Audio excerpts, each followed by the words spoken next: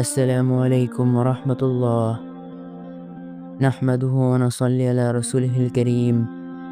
আম্মা বাদ। আল্লাহ কোরআনে কেন কসম করেন? আমরা কি এরকম আল্লাহর মতো কসম কাটতে পারবো?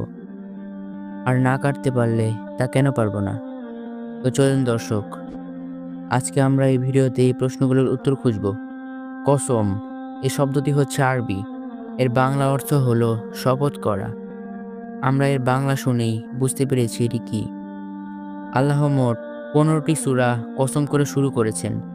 এছাড়াও আরও বহু জায়গায় আল্লাহ কসম করেন, যেমন সময়ের শপথ, বহু কক্ষপথ বিশিষ্ট আসমানের শপথ, জোরের শপথ, বিজোরের শপথ, দিন এবং রাত্রির শপথ।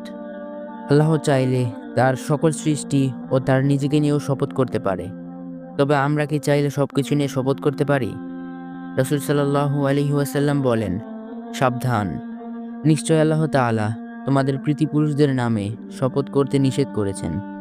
কারো যদি শপথ করতেই হয় তবে সে যেন আল্লাহর নামে শপথ করে, নয়তো চুপ থাকে।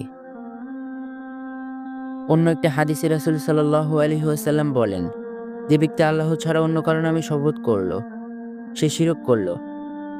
তার মানে আমরা চাইলে সবকিছুর নামে শপথ করতে পারবো না। তোমার মাথায় হাত রেখে বলছি, কোরআন ছুঁয়ে বলছি, বা এ ধরনের কোনো কথা। কিন্তু আল্লাহ তাআলা চাইলে সবকিছুর নামে শপথ করতে পারে। কিন্তু কেন আল্লাহ তাআলা কসম করেন? আল্লাহর প্রত্যেক কথাই অধিক মূল্যবান।